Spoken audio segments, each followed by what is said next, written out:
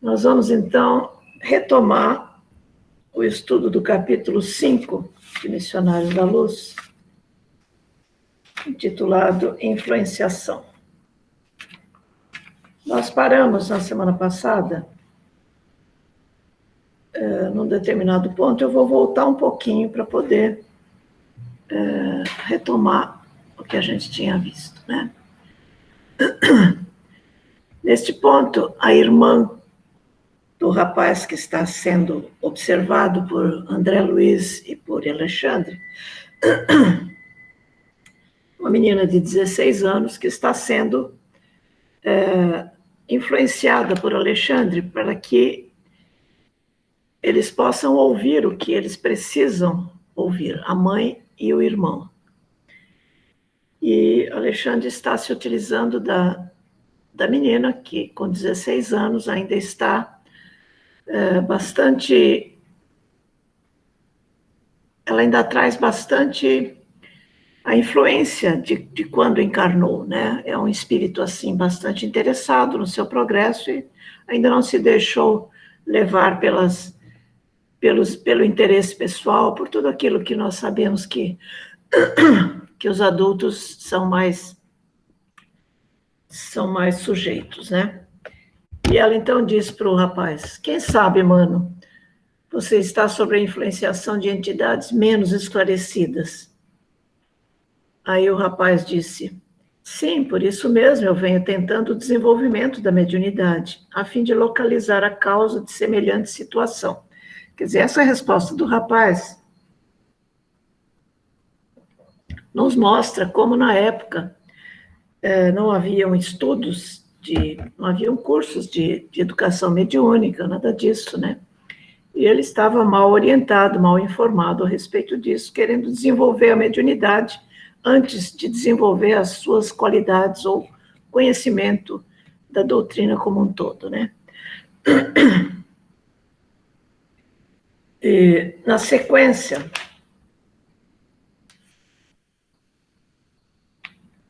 vou explicar para vocês que eu refiz esses slides agora, de 2 horas para cá, eu refiz tudo isso, então eu vou ficar meio perdida, eu vou precisar da ajuda de vocês de vez em quando, tá? E aí, Alexandre se propõe a... Não, aí eu fui buscar no Livro dos Espíritos o que é que Kardec fala e que ele pergunta e que os espíritos respondem a respeito disso, né? Da influência. Kardec pergunta: os espíritos influenciam sobre os nossos pensamentos e ações? E a resposta dos espíritos: a esse respeito, a sua influência é maior do que credes, porque frequentemente são eles que vos dirigem. Depois, na questão 464, Kardec pergunta: como distinguir se um pensamento sugerido vem de um bom ou de um mau espírito? E eles respondem: estudai a coisa. Os bons espíritos não aconselham senão o bem. Cabe a vós a distinção. Eu só busquei essas 2 questões nesse capítulo, mas eu espero que a maioria dos que participam deste estudo do André Luiz tenham buscado. Se não tem o Livro dos Espíritos em casa, o Juliano publicou o capítulo inteiro, que todo esse capítulo é muito importante para quem não só trabalha com a mediunidade, mas para quem participa das reuniões mediúnicas e até para quem quer se informar melhor a respeito disso, né? Esse capítulo 9, a intervenção dos espíritos no mundo corporal. Então, se alguém leu o capítulo todo, deve ter algumas intervenções para fazer, eu acho que vai ser muito importante, tá? Eu só anotei essas 2 questões. Alguém gostaria de dizer alguma coisa sobre isso antes de eu continuar?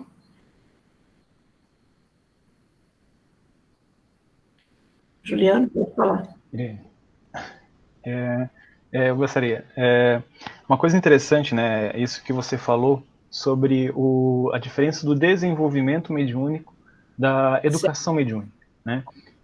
Isso é muito importante, porque aqui a gente percebe que esse rapaz queria desenvolver a mediunidade para se deparar com os espíritos e, pelo que eu entendi aqui, entrar num embate ou tentar entender o porquê que eles estão fazendo isso, Só que essas informações, os mentores, eles trabalham de uma outra maneira, né? Essa reforma íntima, ao invés de falar você tem um obsessor, você tem que afastar esse espírito de você, ou coisa desse tipo, a gente tem que prender esse espírito numa gaiola, sei lá, enfim, não é desse jeito que a gente vê que os mentores, eles auxiliam, né? Então, assim, mesmo esse rapaz querendo desenvolver as faculdades mediúnicas, que é possível, tá?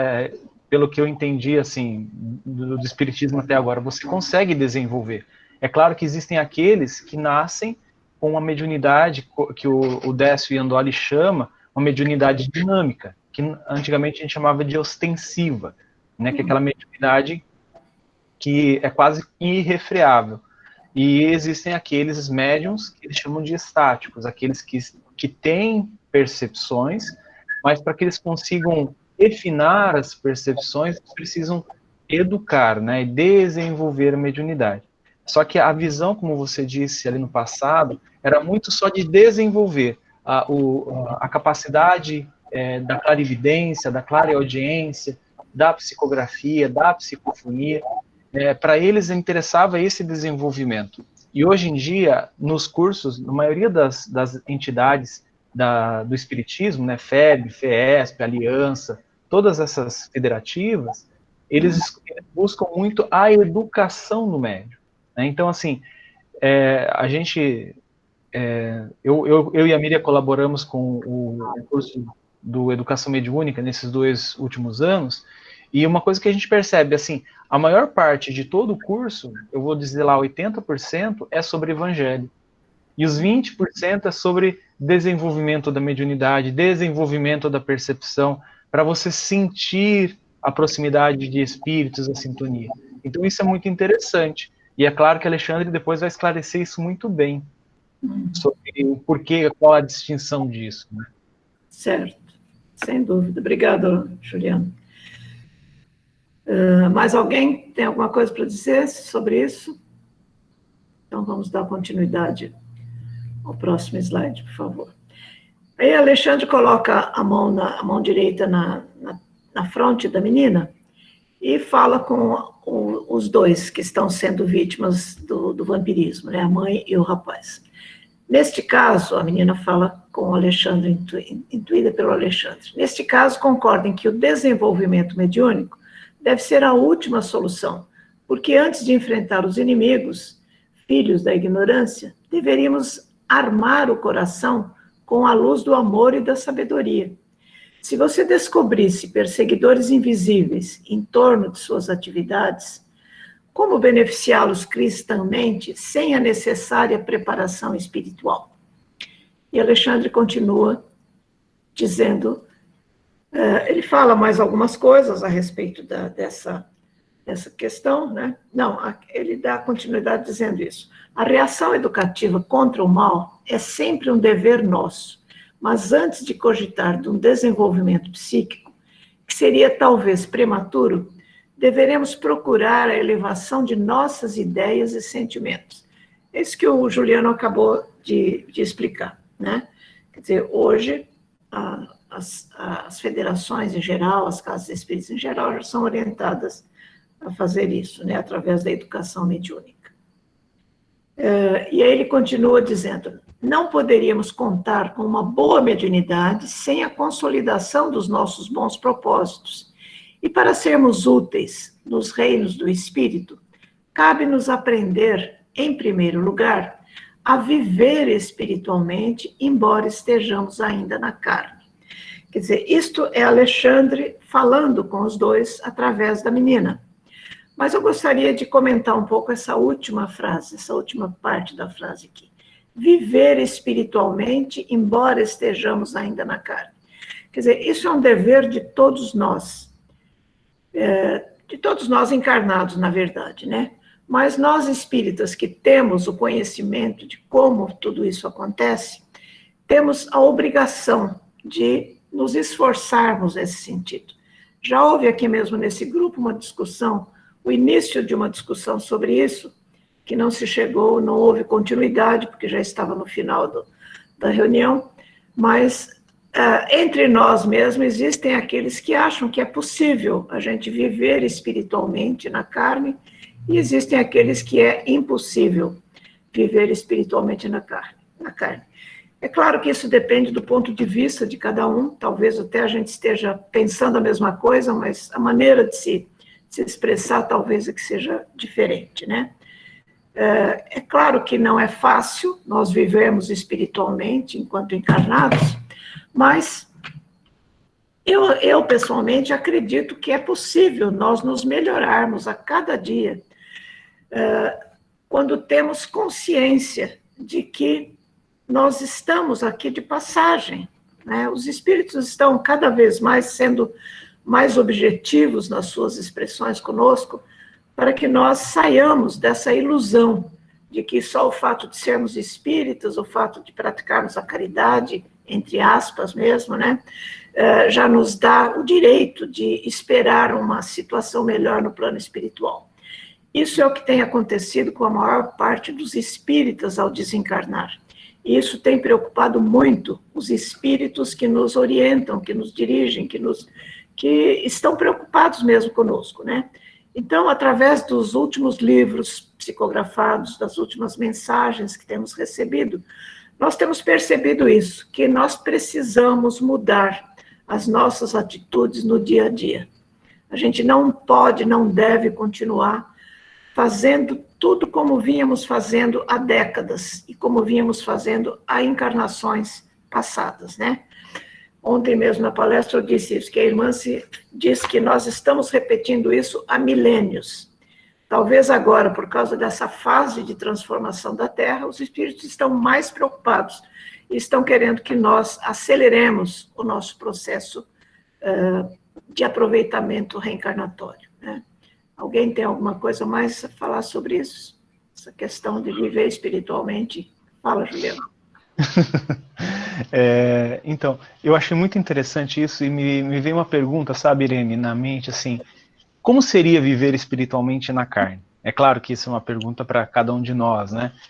A minha concepção, assim, é aquela coisa assim, muitas vezes nós, espíritas, não entendemos muito bem a morte, né? Alguém perto de nós volta para a pátria espiritual, né? Desencarna, e a gente fica aflito, a gente fica triste, mas não é aquele triste sabendo que vai reencontrar essa pessoa, mas é aquele triste que está indo realmente para um estado depressivo, um estado bem baixo, de baixa vibração. Então, assim, são coisas que a gente acha que consegue viver espiritualmente ainda encarnado, mas é muito difícil. E, como você falou, esse apego às coisas materiais, esquecendo que nós somos seres imateriais, né? Nós somos espíritos, né? Esse corpo é emprestado para nós. As coisas ao nosso redor, elas são passageiras, né? Então, assim, o que realmente conta são as conquistas da alma, né? São as conquistas de sentimento, as conquistas dos laços que nós criamos com as pessoas que estão ao nosso redor, e não só familiares, né? Então, assim, quando eu fiz essa pergunta, eu consegui achar essa resposta, mais ou menos, né? Então, assim, o que seria viver espiritualmente, para mim, seria mais ou menos isso. Desculpa, dona Irene. Pode falar, dona Irene. Pode. Tá, deixa eu só complementar, respondendo talvez o que o Juliano disse. Eu recomendaria a leitura de um dos capítulos do livro Mereça Ser Feliz.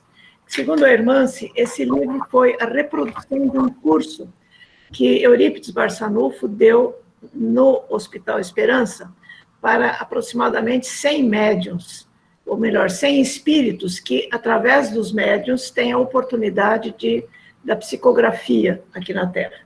Esses espíritos foram preparados para vivenciar, para que transmitam mensagens, incentivando o espiritismo por dentro, que, segundo o Dr. Bezerra de Menezes, nós estamos exatamente nessa terceira fase da doutrina espírita, que é do espiritismo por dentro.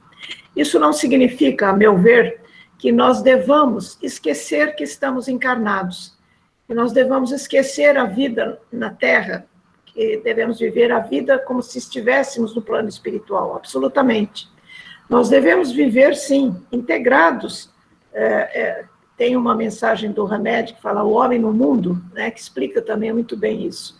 Mas o espiritismo por dentro seria isso, nós vivermos aqui na carne, desfrutando de tudo que a carne nos oferece de bom mesmo, né? Mas não esquecendo que nós estamos aqui de passagem, que a vida na Terra, enquanto encarnados, é uma oportunidade para o nosso crescimento espiritual. Então, o objetivo principal é aprender a amar, quer dizer, o amor é a palavra-chave aqui. Mas, então, não significa que nós devamos esquecer que temos que proporcionar uma qualidade de vida melhor, cada vez mais, à nossa família e a nós mesmos, lutar por uma melhora em todos os sentidos aqui na Terra. Ter bens materiais não é, vamos dizer assim, não vai nos prejudicar nesse sentido. O que vai nos prejudicar são as nossas atitudes, é como nós administramos os nossos bens materiais, como nós compartilhamos isso com quem não tem com que sobreviver, por exemplo. Segundo os espíritos, a Terra já deveria estar numa situação em que não houvesse fome, em que, porque existe condições de sobrevivência na Terra para todo mundo, sem passar fome, sem as tremendas necessidades que nós vemos em muitas camadas sociais, né? Isso é falta de distribuição dos bens materiais, né? Mas nós não vamos culpar o governo, cada um de nós tem que fazer a sua parte. Então, é justamente nisso, e principalmente no nosso dia a dia, na família, né, no nosso relacionamento interpessoal, no trabalho, na fila do supermercado, onde quer que seja, né? É através do relacionamento interpessoal que nós vamos mostrar isso, se estamos preocupados com o espiritismo por dentro ou não. Desculpa, fala, Rita. Não tem problema. Dona Irene, o que eu penso assim, o que seria viver espiritualmente, estando encarnado, eu acredito que a gente teve o maior exemplo de todos, que foi o Cristo, né? Obviamente que, né, ele já tem um alcance espiritual, né, um espírito que não está na mesma condição que nosso de progresso espiritual. Porém, foi o que a senhora acabou de mencionar. Ele viveu durante a encarnação dele na carne e ele não deixou de vivenciar as coisas carnais. Ele participou das bodas de Caná, tomou vinho quando foi necessário, participou de todas as obrigações, né, se é isso que a gente pode chamar assim, das coisas da carne. Porém, eu acredito que a diferença não vamos buscar exemplos mais alcançáveis, né? Os apóstolos, que também eram espíritos imperfeitos, né? Que também vivenciaram uma parte do apostolado, buscando essa perfeição moral, mas também participando das coisas necessárias da carne. Eu acho que a grande diferença que eu percebo com relação a nós é com relação à fé. Uma pessoa que vive espiritualmente durante a encarnação é uma pessoa que ela vive o presente. Eu fiquei pensando muito ontem na sua palestra sobre o Buda. Ficou o tempo todo hoje ressoando na minha mente isso, de viver o presente. A hora que eu estou lendo, vou me focar na leitura. A hora que eu estou, por exemplo, fazendo meu treino, não vou ficar pensando no que eu tenho que fazer depois. Eu vou me focar no meu treino. Então, eu acho que quando a gente consegue de verdade viver o presente, a gente está exercitando a fé. A gente não tem essa preocupação exagerada com o futuro. É óbvio que nós precisamos trabalhar, nos preocuparmos, fazer a poupança, mas quando a gente fica demasiadamente preocupado com o futuro, nós não estamos confiando na providência divina. Essa é a minha percepção de viver espiritualmente, mas na carne. Certo. É claro que tem muitas nuances ali, tem coisas Quem está falando? Vânia, pode falar, Vânia. Não, pode terminar, dona Irene, por favor. Não, eu só estava complementando o que a Rita falou, porque tem nuances, né? Particularidades, por exemplo. O nosso egoísmo, o nosso orgulho estão sempre interferindo. Então, nas coisas pequenas do dia a dia, a gente percebe isso, a gente dá uma resposta, ou melhor, a gente coloca uma ideia, a gente quer que a nossa ideia seja melhor que a dos outros. Essas coisas assim que o egoísmo e o orgulho nos levam a fazer, né? Pode falar, Vânia. Vânia, está me ouvindo? Eu lembrei de uma fala sua, tô sim. Eu lembrei de uma fala sua, inclusive, que ainda foi na outra casa, né, falando assim, trazendo essa vivência, viver espiritualmente, quando a gente consegue enxergar o amor no outro, né, até mesmo naqueles invisíveis. Na sua fala foi assim, às vezes a gente passa por um morador de rua, né? Então, assim, muitas pessoas não olham aquelas pessoas com carinho ou com atenção, mas que a gente tenha pelo menos um sentimento de Deus te abençoe, né? Que Deus intervenha por você e que fique tudo bem. E eu acredito também que quando a gente acaba se doando, mesmo que pouco, para o outro, isso também é uma questão de viver esse espiritualmente, né? Então, assim, quando a gente, até mesmo na casa espírita, né?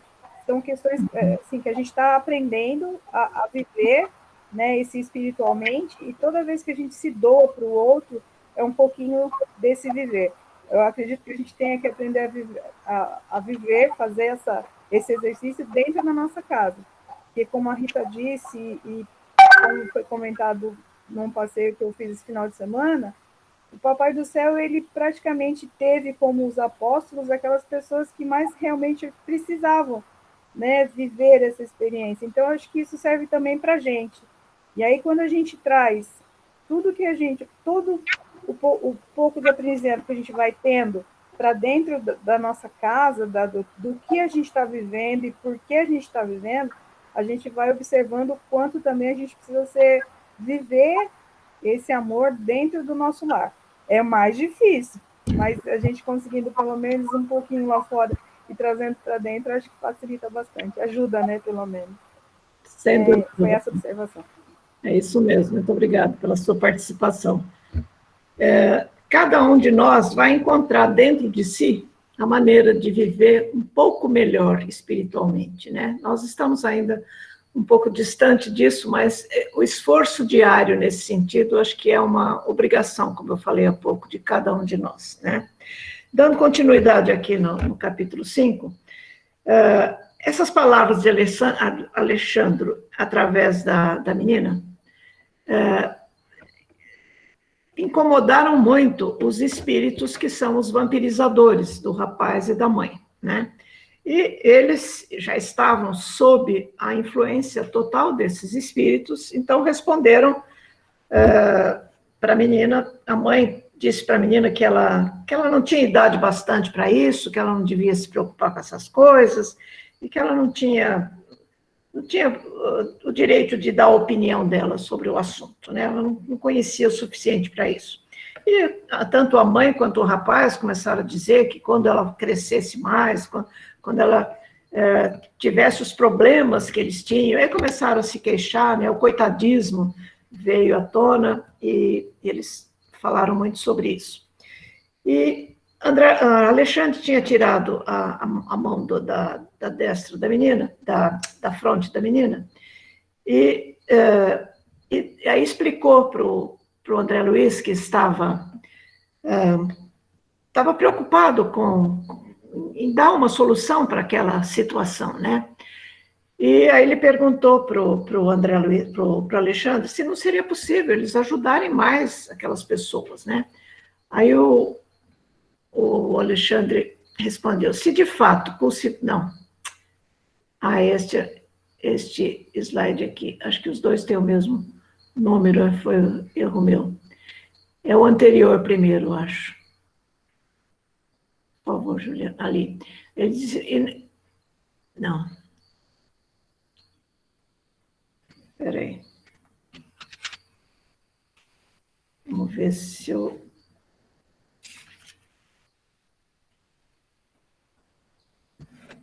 Não, primeiro, antes desse slide, dando sequência aqui na ordem dos fatos, Alexandre explicou, eu não fiz no slide sobre isso, mas Alexandre explicou para o André Luiz que o vampiro que estava assediando a mãe era o seu ex-esposo, cujo casamento havia sido baseado única e exclusivamente nos benefícios do sexo, do desfrute carnal, né? E que eles se interessam, o marido, enquanto encarnado, só tinha interesse nas gratificação dos sentidos, né? E que o rapaz havia adquirido esses dois vampiros frequentando o meretrício. Ele era uma pessoa bastante ligada ao sexo, embora fosse casado, como ele mesmo diz, há 8 meses, né? Ele com certeza continuava interessado no sexo com outras pessoas, com outras mulheres, né? E esses dois espíritos, entre muitos dos quais se afinizaram com ele por causa do interesse exagerado pelo sexo, esses dois se ligaram a ele mais efetivamente e continuam estão nesse processo de vampirização, né? E segundo o Alexandre, a leviandade, né? É um rapaz muito leviano e que não se preocupa muito com as questões morais. E aí, então, o André Luiz pergunta, e não haverá recurso para libertá-los? Eu acho que é o anterior mesmo, Juliano. E aí, Alexandre responde, mas quem deverá romper as algemas, senão eles próprios? Nunca lhes faltou o auxílio exterior da nossa amizade permanente.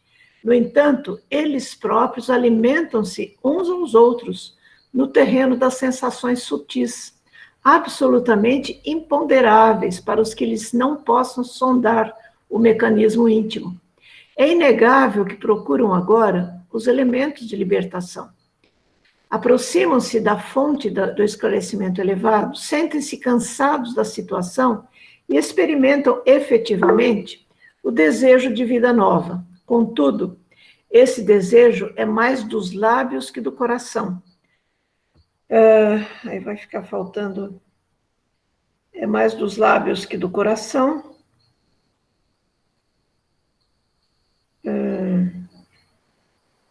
Deixa eu ver aqui no livro. Mais dos lábios que do coração, por constituir aspiração muito vaga, quase nula. Quer dizer, isso que Alexandre está dizendo, baseado no interesse deles, em procurar uma casa espírita, por exemplo. Isso já foi uma demonstração de interesse em melhorar a sua situação. Eles querem sair da situação. Mas eles não só não têm orientação suficiente ou adequada para o caminho certo para isso, né? Como não têm vontade suficiente também. Como o Alexandre diz aqui, a vontade deles é quase nula. Então, nós vamos ver no próximo slide o que Alexandre continua dizendo. Os interessados... Não é isso. É que eu excluí vários slides que eu estava achando muita repetição. Vou explicar o que Alexandre fala aqui a seguir, né? Ele fala que eles estão esperando milagres, na verdade. Ao invés de se esforçar, eles procuram a casa espírita, mas em busca de um milagre. Como ainda existem muitos frequentadores de casas espíritas, talvez a gente nem possa chamar de espíritas, mas muitos frequentadores que buscam a casa espírita como quem está buscando um milagre, como se a casa espírita tivesse a obrigação de resolver os problemas de cada um. E talvez por falta de vontade, hoje em dia as casas espíritas já têm orientação suficiente para informar essas pessoas que não é por aí, não é? Mas mesmo assim, muitos deles ainda não se dedicam o suficiente. Eu mesmo, pessoalmente, me lembro que ao entrevistar algumas pessoas no atendimento fraterno, sugeria vamos dizer assim, fazerem um curso a serem mais assíduos, a assistirem às palestras, pessoas que vão de vez em quando assistir uma palestra, só quando estão precisando de ajuda, ou buscando ajuda espiritual, e as pessoas respondem assim, não, por enquanto não, para mim, vir de vez em quando assistir uma palestra já está bom. Ou então, mas você não tem vindo tão frequentemente assim para assistir palestra. O que vocês falam aqui, eu já sei tudo isso. Isso eu ouvi literalmente, né? Então, é mais ou menos isso a regra geral das pessoas que estão nessas condições dos nossos personagens aqui, né? E aí, então, André pergunta, mas nós não poderíamos provocar a retirada dos vampiros inconscientes? Aí, os interessados, acho que é o slide anterior, que Alexandre responde. Os interessados forçariam, por sua vez, a volta deles. Já se fez a tentativa que você lembrou no propósito de beneficiá-los de modo indireto.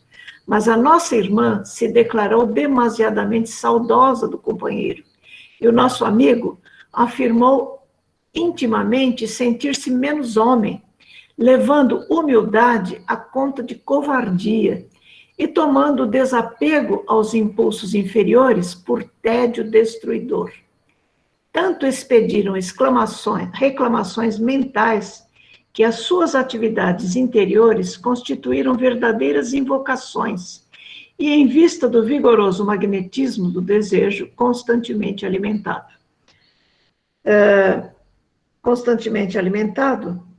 Agregaram-se-lhes de novo os companheiros infelizes. Quer dizer, isso é aquele outro aspecto da obsessão que nós vimos, sempre estudamos na casa espírita, né? Quer dizer, é a obsessão do encarnado para o desencarnado. É muito comum isso acontecer quando a pessoa está em tratamento espiritual e os espíritos são trabalhados, são orientados, eles são levados para o plano espiritual, estão interessados em se melhorarem, mas os encarnados, seja por que motivo for, quer dizer, principalmente por causa do apego mesmo, né? No caso da senhora que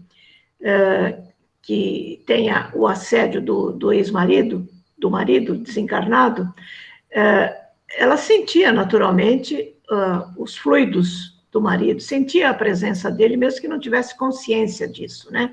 E ela, à medida que ele se afastou, segundo a informação de Alexandre, ela sentiu a sua falta e o pensamento, né? Eu me lembro que no começo da minha tarefa numa casa espírita, eu tinha uma tarefa assim de orientar as pessoas depois da orientação dada pelos espíritos, né? Então aconteceu um fato bem parecido com esse. Uma pessoa voltou ao tratamento espiritual, como acontece com muita frequência, né? E o espírito que estava acompanhando essa pessoa disse, ela me chamou de volta. Bom, eu entendi aquilo literalmente, e a minha tarefa era orientar a pessoa que tinha chamado o espírito de volta, né? E ela me negou de pé junto que não tinha chamado o espírito de volta. Só então é que eu fui aprender que não é bem assim essa chamada, né? A gente chama pelo pensamento, pelos sentimentos. Então é o que aconteceu aqui com essa senhora e com o filho dela, né? A sensação de ausência daquele bem-estar que eles sentiam na presença dos vampiros, porque, por incrível que pareça, a pessoa se acostuma com isso e acaba sentindo falta mesmo, né? Então, foi o que aconteceu, segundo a informação do Alexandre. Mas, André Luiz, fala, Juliano. Se me permite, eu vou fazer só duas. Um pouco lá atrás, quando a Alexandre ainda estava falando pela menina, né, pela jovem, uma coisa importante que ela apontou, né, que o Alexandre pontuou, quando ele fala assim, que ela fala, não poderíamos contar com uma boa mediunidade sem a consolidação dos nossos bons propósitos. Eu acho que isso é uma coisa muito interessante para aquelas pessoas que estão começando na doutrina e tem uma visão um pouco distorcida da mediunidade. O que é a mediunidade? Qual a serventia da mediunidade?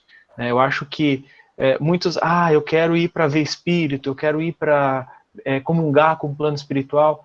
e não é bem assim. Mediunidade é responsabilidade de trabalho, de serviço, de auxílio, né? Então, assim, a maioria dos médiuns que eu já conversei, todos pensam, nas orações iniciais, o pensamento é que eu seja um instrumento para ajudar, né? Caso o que eu ver, o que eu ouvir não vai ser para ajudar no caso, eu não quero ver, eu não quero ser o instrumento disso.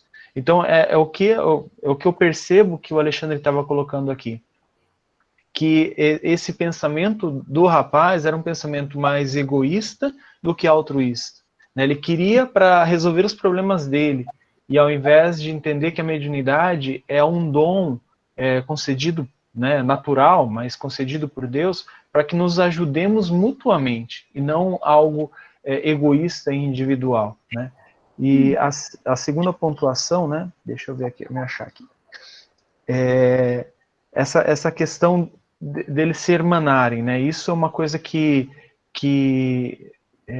nas correntes acontece com frequência, como você falou, são aquelas pessoas que elas vão na casa espírita quando estão precisando, acabam deixando quando não precisam mais, né? E essa questão de atrair, né, de chamar de novo, muitas vezes, nesse caso que você citou, era o próprio espírito, ele já foi chamado de volta, mas tem muitos que era os espíritos que estavam com ela naquele momento, no primeiro momento, foram orientados, muitos seguem estudando, muitos até aprimoram e se melhoram, despertam realmente e recebem uma nova oportunidade aqui na carne.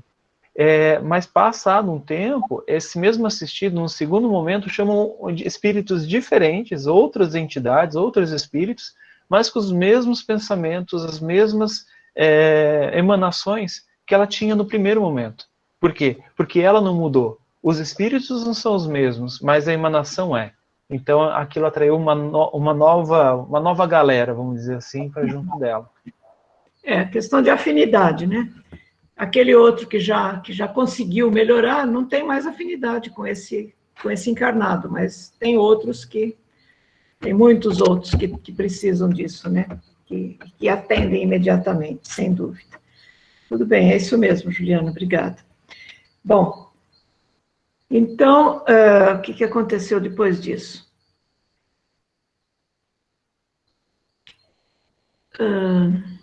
Aí André Luiz, ainda muito preocupado em querendo ajudar essas pessoas, né?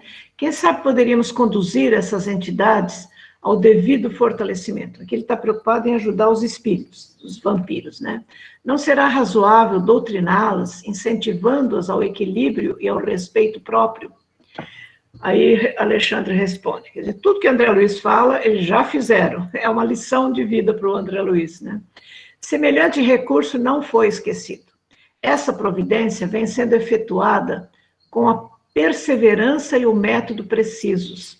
Todavia, tratando-se de um caso em que os encarnados se convertem em poderosos ímãs de atração, a medida exige tempo e tolerância fraternal.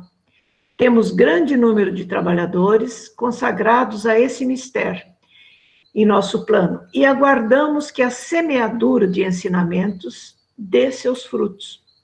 De qualquer modo, esteja convicto de que toda a assistência tem sido prestada aos amigos sob nossa observação. Se ainda não avançaram, todos eles, no terreno da espiritualidade elevada, isto só se verifica em razão da fraqueza e da ignorância a que vivem voluntariamente escravizados. Colhem o que semeiam. É aquela questão da escolha que a gente falou ontem, né? Eles escolheram, plantaram e estão colhendo. Bom, depois disso, aí André Luiz pergunta, mas eles vivem, será que é isso? Eles vivem assim, imantados uns aos outros, em todos os lugares? E Alexandre responde, quase sempre. Satisfazem-se mutuamente na permuta contínua das emoções e impressões mais íntimas. Esse quase sempre, no próximo capítulo é que vai ser explicado por que não é sempre. Mas não vou adiantar isso. de quem vai falar esse próximo capítulo, que é bem interessante também. E aí, Alexandre ainda fala, quem sabe poderíamos conduzir essas entidades ao devido fortalecimento. Não será razoável doutriná-las? Isso já li, né? Já passou, O que vem depois é o seguinte. Eles continuaram a prestar atenção na palestra entre os encarnados, né? A conversa entre a mãe, o filho e a menina, né? E o rapaz dizendo, eu faço o que posso, eu não consigo obter a tranquilidade interior. Lógico, sendo vítima de um vampiro 24 horas por dia, seria muito difícil mesmo, né? Aí a mãe diz, ocorre comigo a mesma coisa, e os dois continuam nessa troca de lamúrias, né? Falando do que eles sofrem com essa vitimização, né? Aí, nesse momento, o Alexandre colocou de novo a mão sobre a fronte da menina e ela repetiu ipsis literis o que Alexandre lhe dizia. Então, ela fala... Eu posso fazer uma observação? Claro. Até lembrando do caso que a senhora falou lá da assistida, às vezes a gente precisa refletir para ver quem que está vampirizando quem, né? Sim. Porque é muito comum para a gente achar que a vítima é sempre quem está encarnado. E muitas vezes mesmo, o encarnado é o obsessor do desencarnado, né? Então, a gente tem que começar a refletir se esses vícios, né, que todos nós carregamos, no caso desse rapaz, que era o vício no sexo, se de repente a necessidade dele, dessa energia, se não era muito maior do que do próprio espírito que estava acompanhando ele. Sim, claro. Ele que não se educava nesse aspecto, né? Que, afinal de contas, ele era casado, ele tinha uma esposa em casa e ia procurar fora de casa satisfazer a necessidade de sexo dele, que era muito maior, né? Mas é uma questão de educação mesmo. E essa questão da vampirização, ou melhor, da obsessão de encarnado para desencarnado, é uma realidade, realmente, né? As pessoas não têm consciência disso, nem imaginam que estão atrapalhando os espíritos.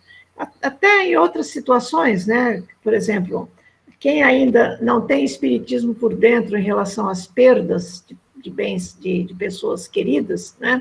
Acabam obsediando os espíritos amados que acabaram de desencarnar e que não conseguem se integrar no plano espiritual por causa dos chamamentos daqueles encarnados, né? Tem pessoas, eu conheço pessoas assim, que ficam anos, 10 anos. Tem uma amiga cuja mãe desencarnou há 10 anos e ela não se conforma até hoje. Ela chora todos os dias como se a mãe tivesse desencarnado na véspera. Quer dizer, e isso em pessoas que se dizem espíritas. Imagine entre os que não têm a mínima noção da continuidade da vida, né? Então, essa obsessão existe mesmo, as pessoas não fazem a mínima ideia. Tudo bem, onde é que eu estava aqui? E é só dessa forma que acontece essa obsidiação do encarnado para o desencarnado? Olha, eu acredito que tem muitas formas. Assim como a obsessão de desencarnado para encarnado tem muitas variações, a de encarnado para desencarnado também, né? Eu acho que depende da situação, depende de cada caso. Se nós mentalizamos um espírito, sentimos a falta dele, mesmo que ele tenha desencarnado há pouco tempo, ou que seja um espírito obsessor que através de um tratamento espiritual nos abandonou, entre aspas, né? Só o fato de nós sentirmos a falta dele, já estamos obsediando, porque lá no plano espiritual, ele está, às vezes, fazendo um curso, ele não consegue prestar atenção nas aulas que ele está assistindo por causa do pensamento do encarnado, que não deixa ele em paz. Isso acontece com muita frequência. E aí, quando... Obrigada, Dona. Os espíritos relatam isso, né? O espírito estava lá, de repente, desaparece do curso. Eles vão procurar, ele está ligado a um encarnado, que com certeza o chamou de volta. Tá? Bom, então, quando o André Luiz... Irene. Fala, Juliano.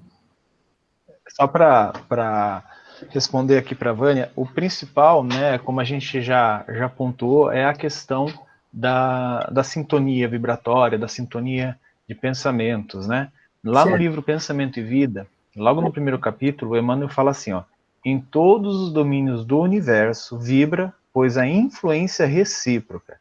Tudo se desloca e se renova sob os princípios de interdependência e repercussão.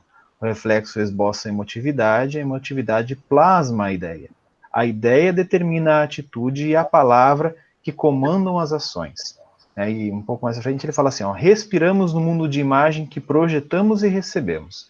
Então você está a todo momento projetando isso ao seu redor, e aí você está respirando isso mesmo, e isso influencia a todos, como ele fala aqui, né, da interdependência e repercussão. Então, você acaba entrando em sintonia. Né, é mental a questão, não é somente, como a Irene falou, no choro, essa amiga que chora todo dia, mas principalmente o que emana da mente dela. Né, eu também tenho amigos, na verdade, pessoas da minha família, que a filha desencarnou há mais de 12, 13 anos, e até hoje você percebe que ela é uma pessoa melancólica, mas por causa da projeção mental dela, que é chamando a filha. Realmente, isso mesmo. Obrigado, Juliano.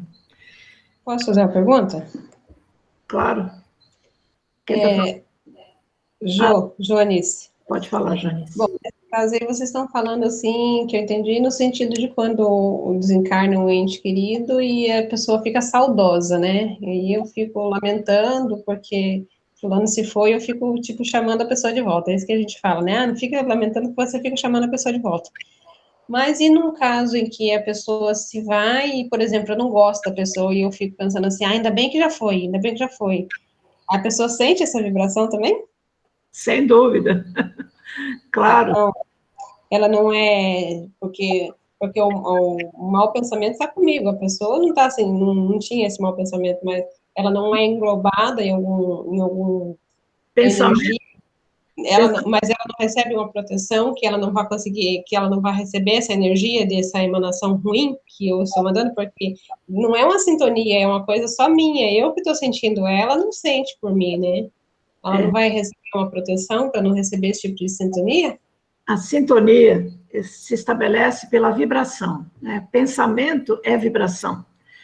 O sentimento, quer dizer, não é nem o pensamento, é o sentimento. O pensamento expressa o que nós estamos sentindo.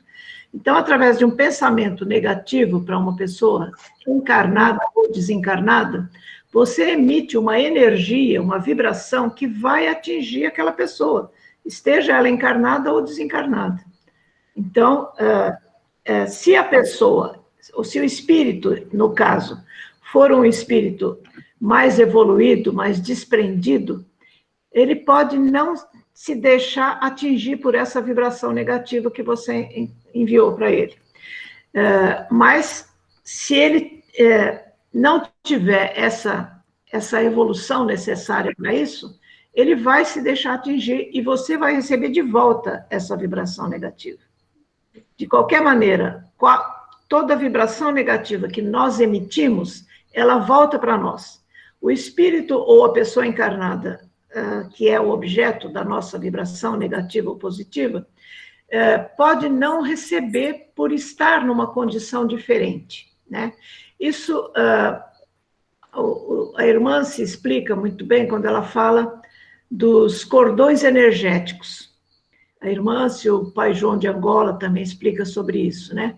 Nós estabelecemos cordões energéticos com todas as pessoas encarnadas ou desencarnadas com as quais temos ligações de afeto.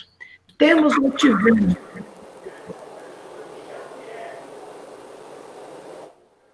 Quando existe afeto verdadeiro, esses cordões são cordões energéticos, não me lembro agora o nome que ele dá. São positivos, tem um outro nome, mas são positivos. Se por acaso existe uma separação, duas pessoas que têm uma sociedade, desfazem a sociedade, um casal que se separa, se a separação foi litigiosa, se houve traição, se há mágoa entre os dois, esses cordões se tornam cordões energéticos tóxicos. E toda a energia que um manda para o outro, se eles estão na mesma sintonia, essas vibrações negativas são trocadas e são causa de muitas doenças.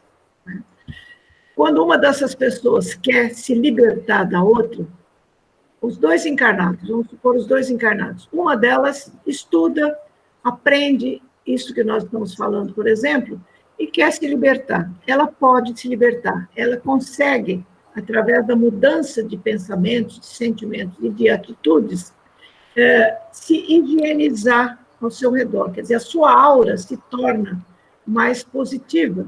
E as vibrações negativas que venham da outra pessoa não atingem essa pessoa, encarnado ou desencarnado. Então, a vibração negativa que veio volta para a mesma pessoa que a emitiu. Isso, o Vanderlei Oliveira, por exemplo, tem um curso sobre isso, mas isso está nos livros do Pai João de Angola e da Irmã Dufaux também, tá? Não sei se eu respondi a sua pergunta, Joanice. E só para citar uma outra fonte, no livro Nos Domínios da Mediunidade, que nós vamos estudar daqui a pouco, lá tem o capítulo 19, chamado Dominação Telepática, que explica detalhadamente como isso acontece. É verdade. Ah, tá. Não, entendi. Mas era basicamente essa a minha questão, porque quem está vibrando, no negativo sou eu, mas o outro já não está nessa vibração. Então, a questão era essa. Será que ele vai receber do mesmo jeito? Não. Não, ele não é atingido pela sua vibração nesse caso. Tudo bem. Tá, ok. Irene, eu posso fazer um comentário? Pode. Oi, Cássia, tudo bem? Pode falar. Um minutinho só, Vânia, depois... Deixa ela falar. Ainda falando a respeito do que a Joanice falou, eu lembro uma vez, há muitos anos atrás, na nossa casa, nós recebemos uma palavra do plano espiritual e que ele falava a respeito disso. Então, ele explicou assim de uma forma muito simples, que ficou bem fácil da gente compreender, Joanice. Ele disse que cada vez que nós emitimos um pensamento, ou uma palavra, um comentário, ou falamos assim de alguém, né? Que nós impregnamos nessas situações energias, né? Isso daí nós já sabemos. E essas energias, elas estão impregnadas dos sentimentos que a gente está colocando ali, seja no pensamento ou na palavra, né, em relação à pessoa.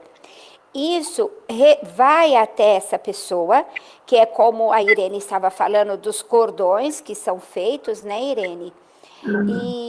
E isso vai até a pessoa, envolve a pessoa naquela vibração, naquela energia, se soma nessa energia a energia da pessoa e isso retorna para nós.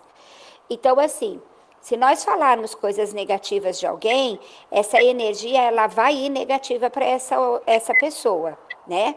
E ela vai retornar para nós, mas ela pode retornar somente com aquilo que a gente vibrou, né? Porque a pessoa está em um outro padrão mais elevado que o nosso, ou se a pessoa sentiu e está na mesma faixa, pode somar ali junto as energias da pessoa e isso voltar e nos envolver também. Então, eu acredito que está aí quando a gente fica num ciclo vicioso de pensamentos negativos a respeito de alguém e aquilo parece que não tem fim. E a gente tem que ter um esforço muito grande para sair desse padrão. Então, foi uma forma bem fácil, assim, que ele explicou e eu nunca me esqueci disso. É verdade. Desculpa, Irene, já acabei. Obrigada, Cássia. Pode falar, Vânia, o que você queria dizer. Vânia? Acho que a internet dá. É que na questão... na questão... Eu estava olhando aqui também, na questão 388 do Livro dos Espíritos também está falando dessas questões, desses cordões. Era só para acrescentar. Ah, tá bom. Obrigada, Vânia.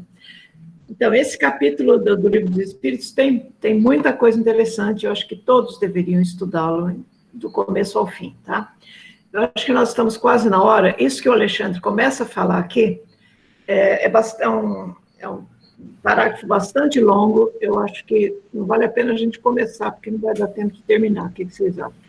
Pode ser, a gente deixa para a semana que vem,